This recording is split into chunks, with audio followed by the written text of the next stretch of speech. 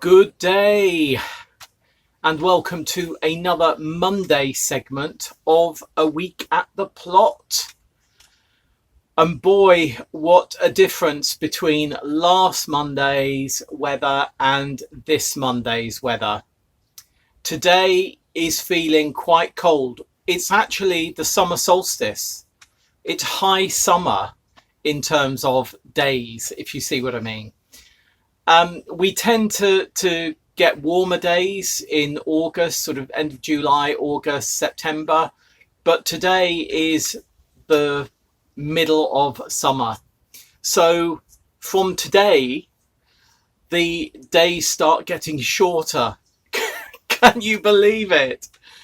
I mean, it's saying that in here, it's 18.2 degrees at the moment. I've now got 3 thermometers up. One from Sue, which I'll show another day. Thanks very much, Sue. That's a mercury thermometer, and I do love mercury thermometers. Thank you very much for that, Sue. And then I've been given by another plot holder another one. I was using it to test, and she just said, actually, I never use it. So that's great because I can have one in the poly, I can have one outside, and I can have one in the shed. So it'll be interesting to see the different temperatures in different areas of the plot. But yeah, it's saying it's 18.2, 18.3 degrees, and it really is grey out there. I've been doing exactly the same job as I did last Monday. So last Monday, I was putting up the tomato frames by the polytunnel, and today I've been putting up the tomato frames by the shed at the side just here. And I had been waiting on bamboo, and I actually said on Sunday chat that the bamboo hadn't arrived.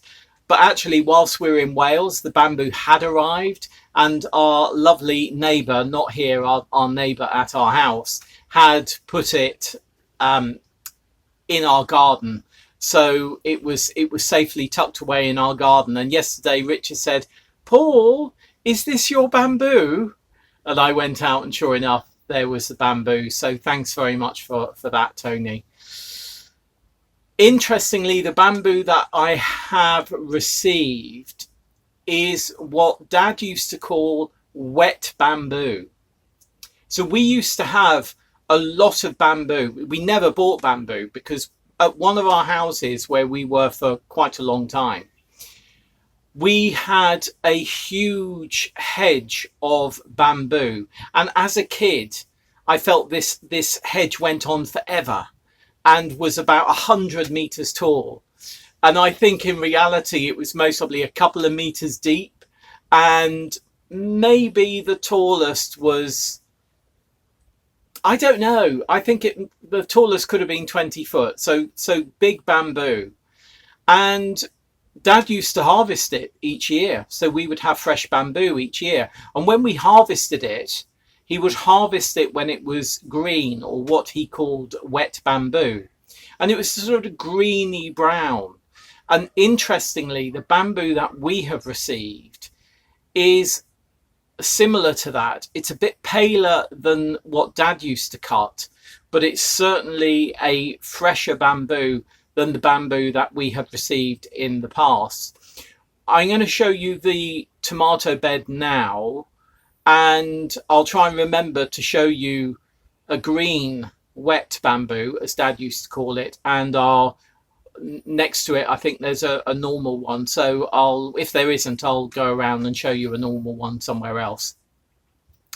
Let's go out and have a quick look at what I have done today in the rain. These are the frames by the shed, and as you can see, possibly the bamboos are quite green compared to one of our old bamboos, which is quite sort of pale browny yellow. And I have found that using these greener ones has been more of a challenge, tying the twine to them because they're more slippery. Hey ho. But look, that's these all tied up. What I haven't done yet is put cross bracings in. I will do that tomorrow. I just wanted to get them strung up. Gosh, look at all those poppy seed heads. Yeah, so I'll put cross bracings in tomorrow. This one's a bit of a roller coaster, look. But generally these tomatoes are doing fine. I have to say the Amish sherbet, which are over there in the middle, are the strongest plants that we have. Then comes Vivi's Rose de Berne. And then I think the Red Ox Heart and quite a few of these here, which are looking a bit droopy, they're Amish paste. And they do have a droopiness to their leaf. You think, oh, they need to be watered, but actually it's just how they are. But yes, that's the frame up. Oh, I'm so pleased about that. Yeah, that bamboo, that green bamboo, it feels quite silky. I know bamboos can feel quite smooth, but the green bamboo feels quite silky, and the twine seemed to have nothing to grip onto. And there were a few choice words spoken whilst I was putting the frame up, because suddenly I'd be just looping it up, and then there would be no traction, and the bamboo would fall, and I'd go, oh golly gosh, what a shame that was. I hope it hasn't damaged any of my tomatoes. Or something similar to that, but maybe an X-rated version. But it really is, and it made me realise that the drier a bamboo gets, the rougher the bamboo actually gets. It might not particularly feel like it, but it has more friction because it has more roughage on it, so it has more friction, therefore it's easier to tie and keep things steady. So I'm going to have to scratch my nose. So sorry, I had an itch then. So yeah, really glad to have got that job done. It has been wet whilst I was doing that. Whilst I was putting the bamboo up, it was actually raining quite heavily, and I actually put my hoodie here on, and fortunately when it came to actually stringing up the tomatoes, the rain had stopped and there was quite a strong breeze, and that was great because it sort of dried me off and I could get on without rain going into my eyes, which had been happening when I was doing the tying up of the bamboo. But hey, first world problems, eh? So that's all of ours now tied up. No, it's not. No, it's not. The tiny Tim aren't going to need tying up. The Rose de Berne, which, as I've mentioned, are really sturdy plants. They're at the moment they're shorter than the many of our other plants, but they're so sturdy. Vivi grows such sturdy plants. They're fantastic. They really are. And also, whilst I've been doing what I've been doing, I have been nipping out the side shoots. So that tinker time, that work time with your tomatoes to make sure that your indeterminates, the ones that are going to grow tall, do not have side shoots. So I've been doing that, and that has been great. When I was doing that on the Rose de Berne, what I did notice is I had missed a side shoot when I was doing it last week, and the side shoot was actually underneath the soil level. So the soil level was there and the side shoot sort of went down below it, and that side shoot has rooted.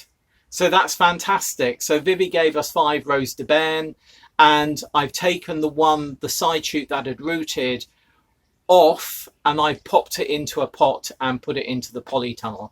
So hopefully we will have 6 Rose de Berne.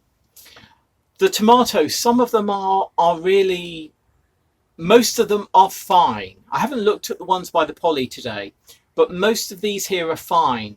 But our pink Bulgarian are really, really struggling this year. I'm not quite sure why. You should be able to save the seeds year on year. And yeah, I don't know why, but they seem to be struggling.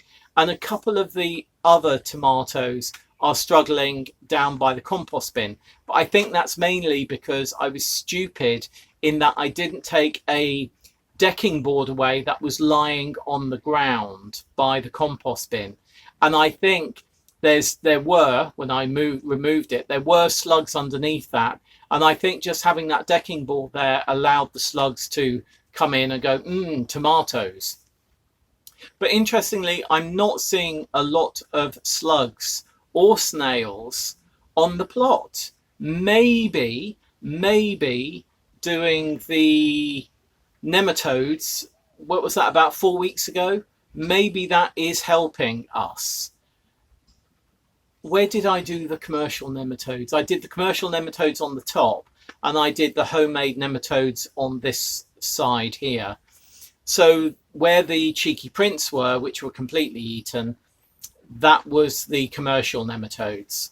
But yeah, let's not rule anything out yet. This rain will certainly mean that the nematodes multiply, but potentially also slugs and snails will multiply as well. And there's a magpie flying after Bailey, one of our cats. Not one of our cats, one of the plot holders' cats. The owner lives just off the allotment, and the owner has an allotment, and Bailey comes here quite a lot. I think Bailey's, yeah, it's fine. He's trotted off over there now, so he's absolutely fine. We do have a pair of magpies with a young fledged magpie, maybe about half the size of the pair of magpies, and they are nesting just behind the polytunnel. So yeah, wildlife. Anyway, look, I'm going to leave it there. I'm going, oh, what's that? My God, it looks like a woodpecker. I think that's a wood. Oh, it's a woodpecker. It was a woodpecker. Oh, wow. I've never actually, have I seen a woodpecker? It had its red hat, you know. Wow. That was amazing. I thought it was a jay at first, and then I thought, no, it's not a jay. Gosh. Oh God, I do get so excited about things. It's quite ridiculous. It really is. We do know that there's a woodpecker around this area, or maybe more than one woodpecker around this area, because we've heard it, and also cuckoos as well, but they're different birds, of course. But we've heard the woodpecker, of a woodpecker. So wow, there we are. Right, I am waffling, aren't I? I am waffling. I am going to go, and I will see you very soon for another segment of A Week at the Plot. Yeah, I think we'll be talking about Mange 2 at some time this week, because I have rather overdone the Mange 2. But interesting differences in 4 varieties that we are growing. So, yeah. Anyway, another segment, Paul. Talk about the Mange 2 then. Everyone wants to go and have a cup of tea, and I'm going to do the same. See you soon. Bye. Good day. It's quite early on Tuesday morning. It's about 7:15, something like that. And I had one of those moments at 2 o'clock in the morning where I woke up, I went to the loo, I came back to bed, and instead of going to sleep, I suddenly realised something. And it's about our Cheeky Prince bed, or the bed that was going to be Cheeky Prince, at least. As you know by now, they were all munched. We do still have some in our mixed squash patch just down there, but the one behind me just got munched whilst we were in Wales. I only put them out on Wednesday of last week, and by the time we got back on Saturday and I saw them on Sunday, they they had disappeared completely. My fault for not having kept on top of the weeds around them. Some people have said, well, why don't you use organic slug pellets? We do use organic slug pellets where there is an enclosed space. So where there is a high raised bed, like with our carrots and parsnips, we haven't used any there, but we would use them there because no hedgehog can get in. We would use them in our polytunnel and do, because a hedgehog can't get in. But we have got two families of hedgehogs. That's my door. We've got two families of hedgehogs, one behind our polytunnel and one on our neighbour's plot. And they're so close that we just don't want to use any slug pellets, even if they're organic ones.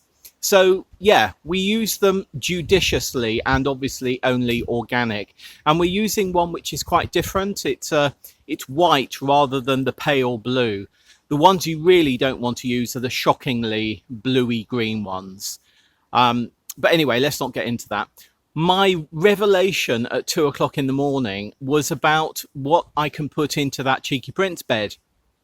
I said about growing beans, and I am going to grow beans. But something I was going to grow on somebody else's plot are these.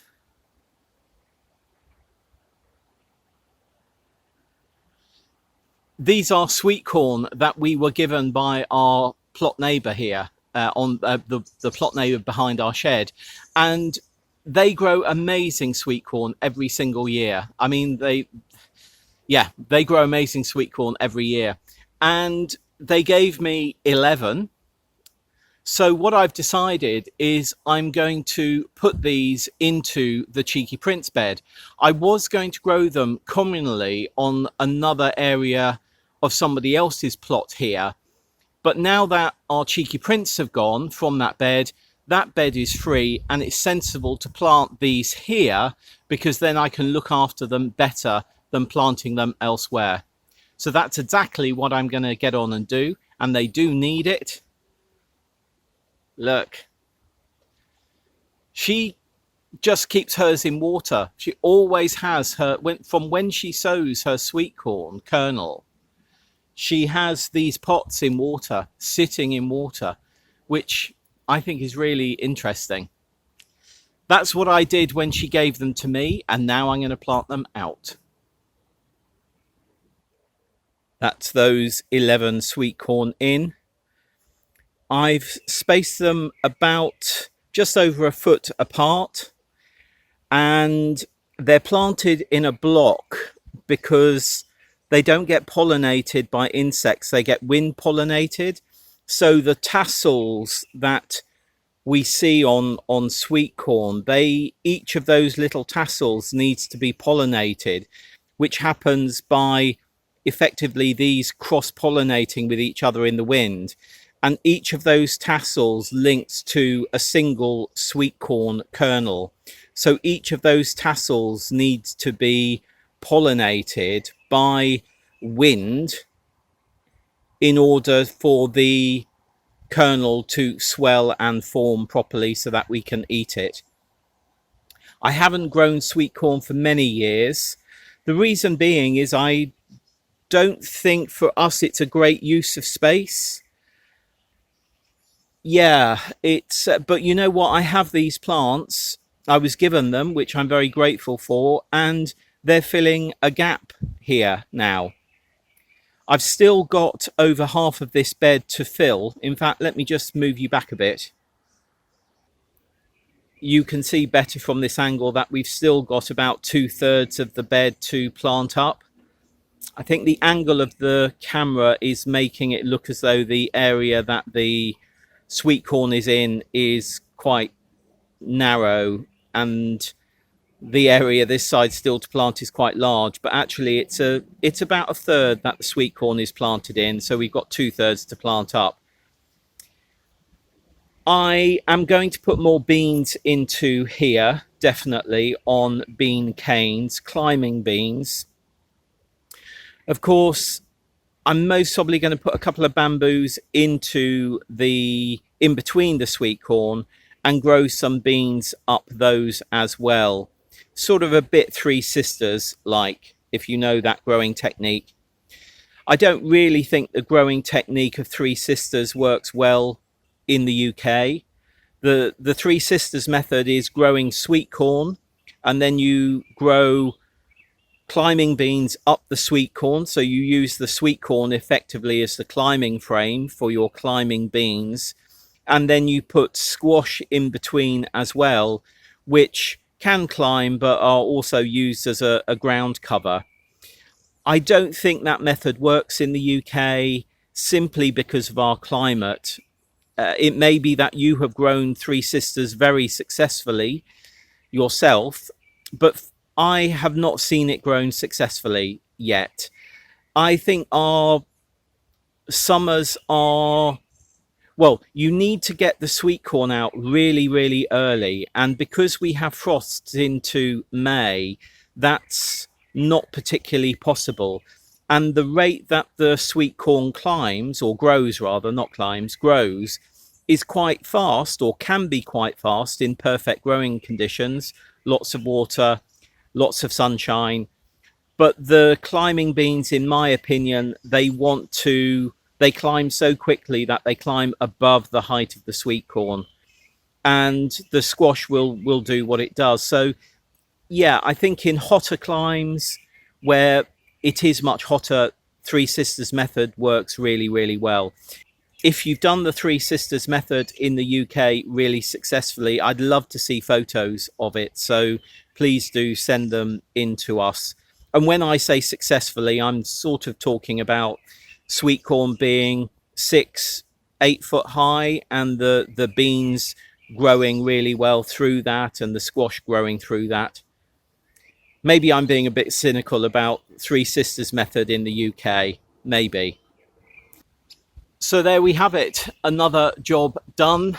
And I think one of the jobs that I'm going to have to be doing this week is weeding again.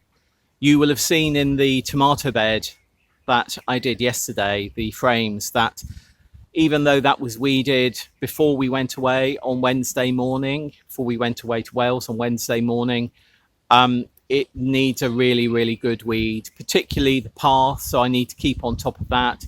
And just generally things need a good weed. But that, apart from the additional climbing beans we're going to sow and potentially put in, because we may be gifted some, that's the planting done of all the plants that we've got that are going in this year. As I say, the sweet corn was going to go on to somebody else's plot, but now we've got that space, it makes sense to be here. Right, I'm going to go. A, it's time for me to go before I start waffling, and B, there's a big plane coming over. See you soon. Bye. Good day. We have more beans here, but as you can see, these have been sown in loo rolls and pots, and we haven't done any of that this year. So these have to be gifted, and guess where they're gifted from? Yay! Hello everybody, how are you? It's bean day! It's bean day. Where are these going?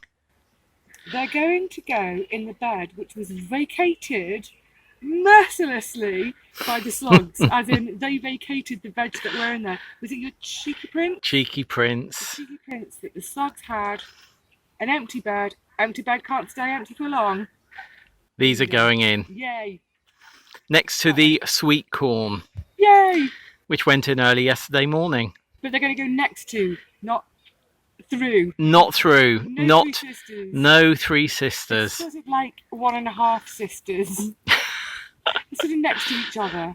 They're two sisters that aren't talking. Siamese sisters. Yeah, but they've had a row. She's not talking. Right, so we're going to get these in. Vivi's got the canes. And you know what? It's mighty warm, Paul. It is. What's the temperature? According to your thermometer, it's probably 5,000 degrees centigrade, isn't it? I think it's more likely to be about 24, but in this low afternoon sun, it's warm. It's gorgeous. It is. Work. Off we go. We'll see you in a minute. Oh, keep taking out this shed. Side parts, that was a right battery. Wow, yours comes out so much quicker than mine. And do you do 5 seconds for your tomatoes? I count to 5. So if I cut, yeah, yours, I think your water's coming out twice as fast as mine. I think I'm a stingy waterer than you. Isn't that funny? Oh yeah, well, it's just weird. Obviously with a different rose, different watering can. And that one's much finer. Yeah, that's more like, even so. Oh, I think my rose is just really dirty and clogged up. I think, well, yeah, I don't clean those that much. So what have you planted today, Paul? So what have we got? At this end, we've got... Here, and here. Are the Coco Sophie. Which is the climbing version, sort of Coco de Campo. And then at the back, we've got Vivi's Gigantes, which I've been waiting to get my hands on for ages. Enough. And then at the front... So, 1, 2, 3, 4, 5 poles, but I think 10 plants. We've got Madeira Maroon, which are seeds that we gave you. It's your saved seed that you gave to me, of which I think I started 20, and they've all germinated. And I only needed, I think I needed 12, yeah, 2. So you've got me 8 spares. They're literally all germinated. They've all been really healthy and vigorous, so they've come back to you. Yeah. So yeah, that's fabulous.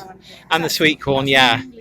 Which we don't know what variety it is, so we will ask our neighbours who gave it to us what variety it is and try and find out. And it might need you might need to do a bit of a wee in a bucket, because they look as though they need some nitrogen. They could do with a bit of fertiliser. A bit of homemade inside fertiliser. There we are. So we will leave it there. And Vivi has finished her watering. Cheerio. And we'll see you again soon. Bye. Time for another episode of A Week at the Plot. A Week at the Plot. It's not the right day to say that though, is it? Yeah, every day's the right day to say A Week at the Plot. Bye all. Good day. It's Saturday and I'm feeling rather... It does feel as though the last couple of weeks have been really busy, and in fact they have been really busy. So we were in Wales the week before. This week we've been to see Vivi and had Vivi over as well. I also had a whole day at For Earth's Sake in Cranley yesterday, not at the shop, but at Vanessa's house, where we were planning things that are going to be happening and the strategy for the company for the coming years. And today is the first day that I have been here to do some work since Thursday. Did a little bit of work on Thursday. Vivi did some work as well. We did the tomato path. I'm going to show you that in a moment. But what I have noticed is that the changeable weather, the really hot weather that we've had, and then the rain and the mild weather has really played havoc with our spinach and also some of our chard and some of our beetroot as well. They are bolting, basically. And they shouldn't be bolting at this time of year. And of course, you don't really want your chard to bolt this early either. And you certainly don't want your beetroot to bolt, because if your beetroot is bolting or your turnips are bolting or your Swedes, they're not going to produce anything down below for us to eat. So I was fortunate that when we went to see Vivi, she had quite a few spare plants. So thank you very much, Vivi. We ended up with some chard, some further Rose de Berne tomatoes, which I'm going to use to fill gaps either in our tomato bed or around the plot generally. And Also, we put in the beans, which are doing well. They're starting to wind round poles and things. But today is a day where I'm just taking stock of the things that need to be done. You can see behind me here are the freesias, which are beginning to completely go over. I do want to keep those, so I'm going to put those into an area where they'll get rain, but they won't be in my way. These are the weeds here in this tray that Vivi took out from our tomato path. So they've been out for 2 days now, have largely dried, and they're going to go into our compost bin. The perennial weeds that Vivi took out went into our perennial compost bin, which is over here. There's a little birdhouse that we picked up from someone a couple of weeks ago, tidying up to do around here. Hedgehogs just behind here. So it really is a year this year where we are trying to, not even trying to work with wildlife, having to work with wildlife. We've got hedgehogs and hoglets on the site. You know, we have foxes on the site. We've got stag beetles in the dead hedge behind the polytunnel. And one thing that I haven't been able to catch on camera yet, because when it senses us, it moves rather quickly, is an adult grass snake. And it was on our neighbour's plot when I came down maybe half an hour ago. So I went to the polytunnel and I noticed it just basking, not even in the sun, but just basking on an area of their bed that is it's got a lot of wood chip on it. It was just basking there.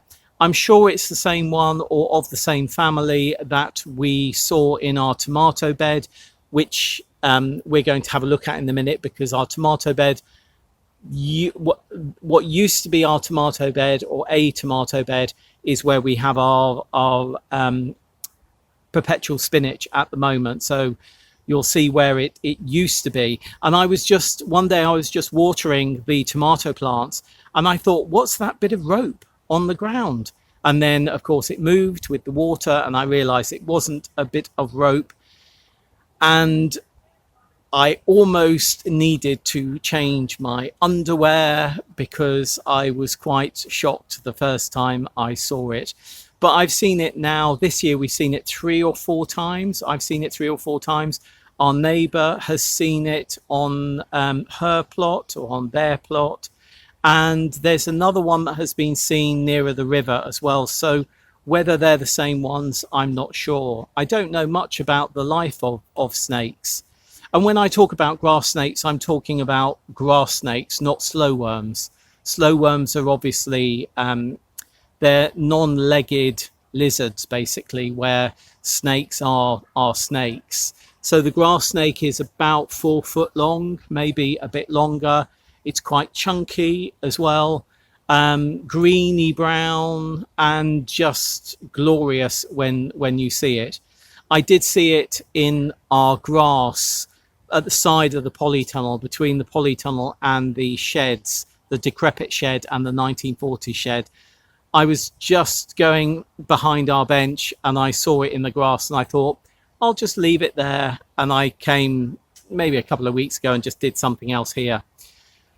So yeah, we're not, we're having to work with wildlife because we have it on this plot. And even though some people might say, well, you can use these type of pellets or you can use this, because of the amount of wildlife that we have on this plot that is either endangered or rare in our area, we are really careful with what we use. I would rather lose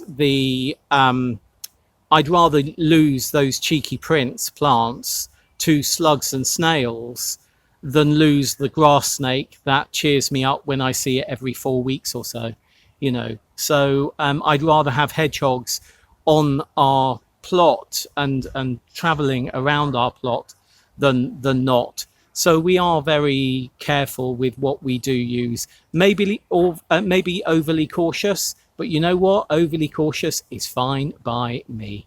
So there we are. Anyway, let me show you what Vivi did the other day, and we'll have a quick look at the tomatoes.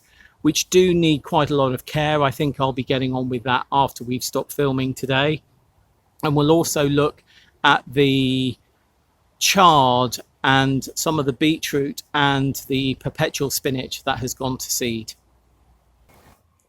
Here we have our tomatoes on either side and the pathway in the middle. And as you can see, it's been well weeded by Vivi. You can also see in the middle of the picture now a volunteer tomato that we're just letting grow.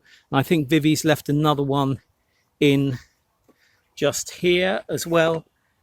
Can you see that one under there? That's another volunteer. So I'm really pleased with the way the tomatoes are growing. They're all looking pretty rugged. Got lots of blueberries coming as well on the blueberry plants, which is great. But yeah, these are all pretty sturdy.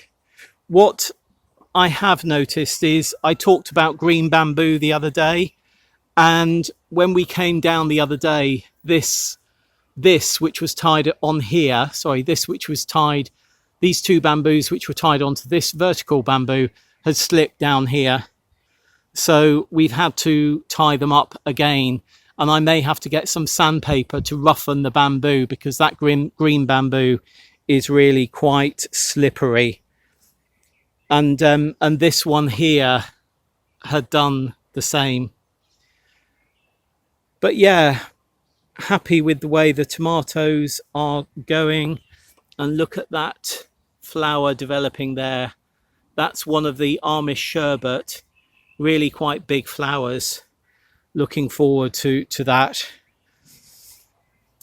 So I do mean need, I'm using the word need for myself, sort out these tubs, like I said, the freesias, the iris, the tulips and the daffodils.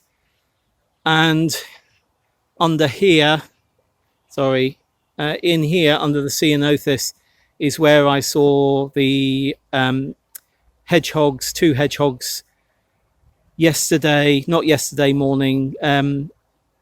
Monday morning. That's where I saw them. So we need to be careful to not go in there with a strimmer. Any weeding needs to be done by hand.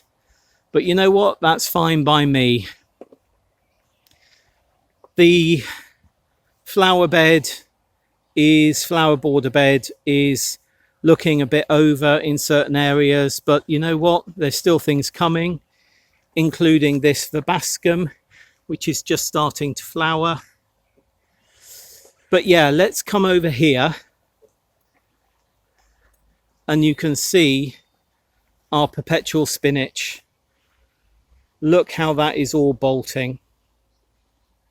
There's no point in saving seed from this lot because if it has a propensity to bolt in erratic weather, then we don't want to save seed from it. So Vivi has given me some chard plants, so I think they're going to go in the place of the spinach. And also you can see here some beetroot which are going to seed here and here. And then there you can see the chard which is beginning to go to seed. I think that's mainly down to weather conditions this year. Hey ho. But better to cut our losses, harvest what we can, and then fill the beds up again with other opportunities of plants to give us other opportunities of harvests. Just looking across this area of the plot, now that these rhubarb have flowered and gone to seed and died back, I'll be taking those out and putting them onto the compost heap. And also there's a lot of weeding to do, as you can see in the fruit bed. That's the perennial fruit bed, another perennial fruit bed that we've decided to have. Various plants on the bench. We've got our brassicas covered with fleece at the moment. Nothing to do with the weather, more to do with pigeons. And the brassicas are going to go into where the poppies are at the moment. So yeah, But I'm loving the way the plot is looking at the moment. Here we've got chicory, which is beginning to flower with its beautiful mauve flowers. But look, that's looking across our plot at the moment. And you know what? That's a rather happy sight for me.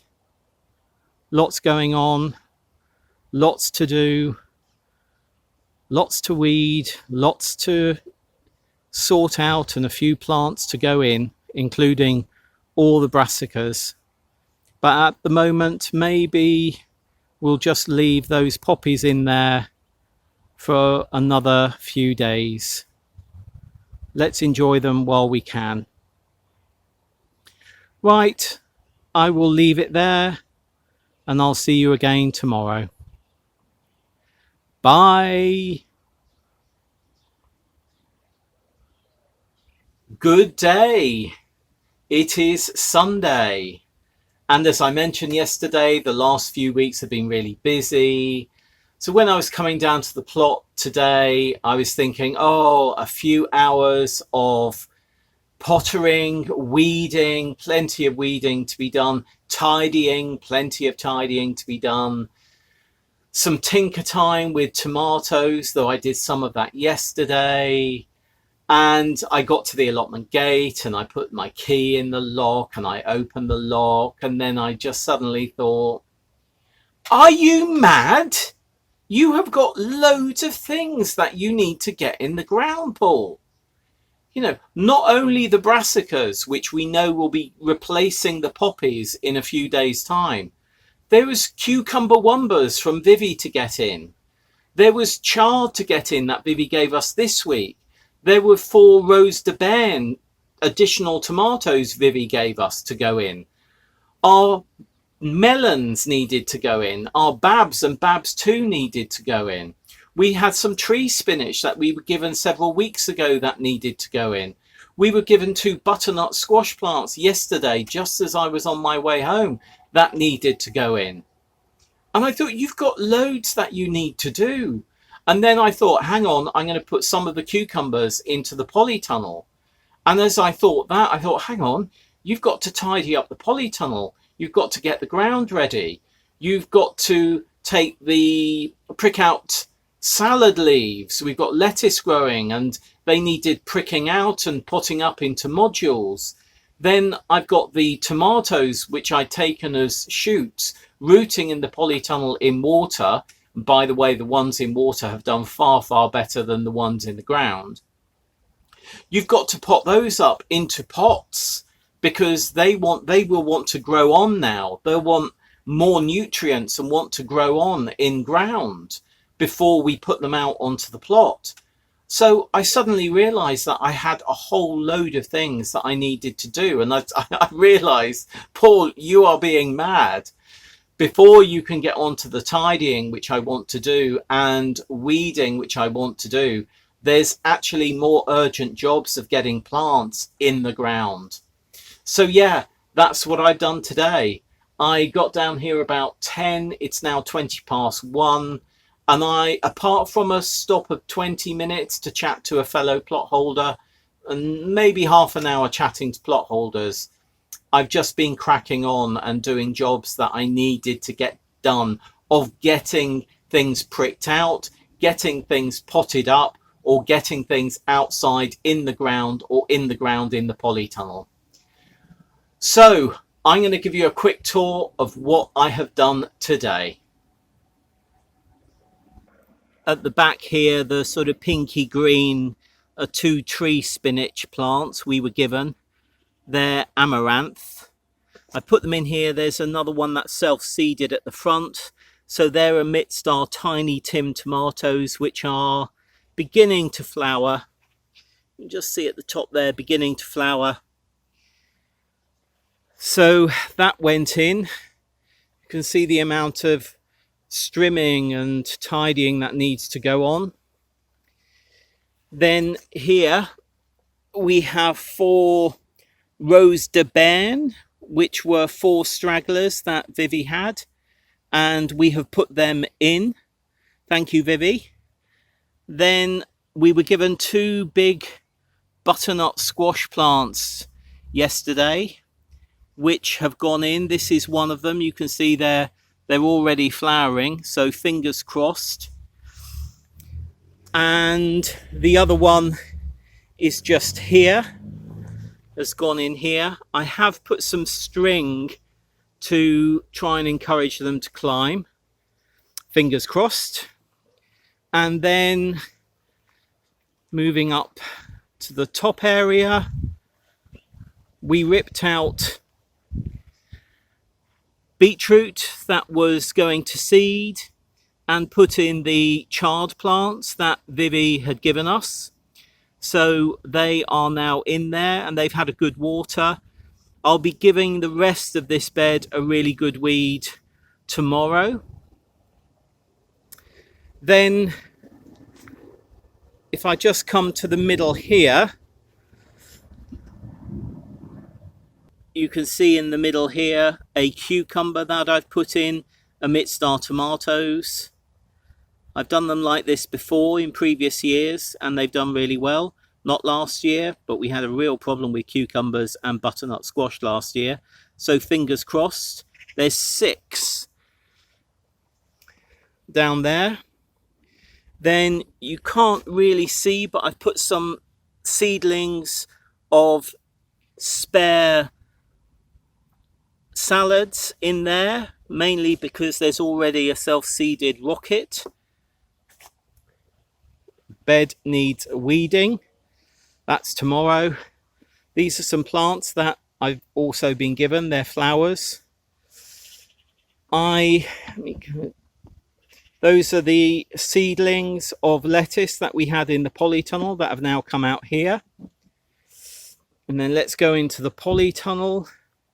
See, tidying I need to do. I need to tidy this whole area, but this is where the grass snake loves living as well. But I do need to fold up that netting before I go home. Oh, tripping over. Tidied up the polytunnel. So this is mainly cucumbers and 2 Babs watermelons. Very small, that's Babs there. And Babs's friend, Babs 2, is there. The others are cucumber wumbers from Vivi. We've got Rocket there. That's a cupboard, fantastic cupboard I found. And then I've potted up tomatoes here and brought our brassicas in, which you can see have been munched by snails. My fault. So yeah, it's been a busy morning, a really busy morning. I still need to string up our garlic as well, but that can do for another day. Things need to be tidied, but as I say, that will do for another day. But this is a view that really pleases me, looking through the tomato frame, which hopefully in maybe 4 weeks' time, the tomatoes will be blocking a good portion of our view from here. So yeah, it's been a busy day, still lots to do, but actually this afternoon I'm going to have a relaxing time. I think I'm going to be watching the black and white movie Sherlock Holmes and the House of Fear. I must have seen it about 10 times, but I always like watching the old black and white Sherlock Holmeses, and I'm going to indulge myself with that this afternoon. This coming week I've got quite a lot of work I need to do at my desk, but at the moment I don't have any days away from my desk. I've got no visits I need to do, which is great. Right, I will leave it there, just looking at the poppies through the frames there.